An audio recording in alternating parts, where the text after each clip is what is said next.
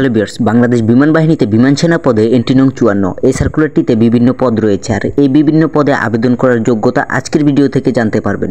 সর্বপ্রথমে শিক্ষা প্রশিক্ষকে আবেদন করার জন্য স্বীকৃত বিশ্ববিদ্যালয় হতে পদার্থ বিজ্ঞান, গণিত, রসায়ন, ব্যবস্থাপনা, ইংরেজি স্নাতক পর্যায়ে ন্যূনতম 300 নম্বর বিষয়ে স্নাতক ডিগ্রি সমমানে ন্যূনতম জিপিএ 2.50 থাকতে হবে, অর্থাৎ 50 থাকলে কিন্তু আপনি আবেদন করতে পারবেন এই পদটিতে। Number 2, cipher assistant. এই পদটিতে আবেদন করতে হলে আপনাকে স্বীকৃত বিশ্ববিদ্যালয় হতে বিএসসি বিকম বিএ সমমানে ন্যূনতম জিপিএ 2.50 থাকতে হবে, তবেই কিন্তু আপনি এই সাইফার অ্যাসিস্ট্যান্ট পদটিতে আবেদন করতে পারবেন। এমটি ওয়েব টেড, এই টেডটিতে যদি আপনি আবেদন করতে চান তাহলে আপনার যে শিক্ষাগত যোগ্যতাটি লাগবে সেটি হচ্ছে এসএসসিতে বিজ্ঞান শাখায় ন্যূনতম জিপিএ 3.00 থাকলে কিন্তু আপনি আবেদন করতে পারবেন, তবে সমমান থেকে হতে হবে। টেকনিক্যাল ট্রেড, এই টেকনিক্যাল ট্রেডে আপনার আবেদন করতে হলে এসএসসিতে বিজ্ঞান শাখায় ন্যূনতম জিপিএ 3.50 থাকতে হবে সমমান থেকে, তবে কিন্তু আপনি আবেদন করতে পারবেন এই টেকনিক্যাল ট্রেডে।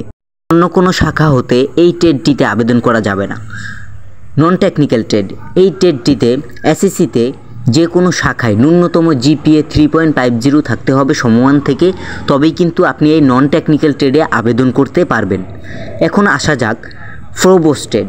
এই প্রোবোস্টেডের ক্ষেত্রে এসএসসিতে যে কোনো শাখায় ন্যূনতম জিপিএ 3.50 থাকতে হবে সমমান থেকে, তবেই কিন্তু আপনি আবেদন করতে পারবেন এই প্রোবোস্টেডটিতে। এখন আসা যাক চিকিৎসা সহকারী।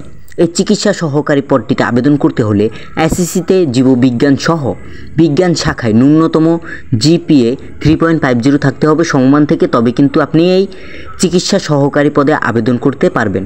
আইটি সহকারী, এই আইটি সহকারী পদটিতে আবেদন করতে হলে আপনাকে এসএসসিতে বিজ্ঞান শাখায় ন্যূনতম জিপিএ 3.50 থাকতে হবে, তাও কিন্তু সমমান থেকে, তবে কিন্তু আপনি আবেদন করতে পারবেন আইটি সহকারী এই পদটিতে।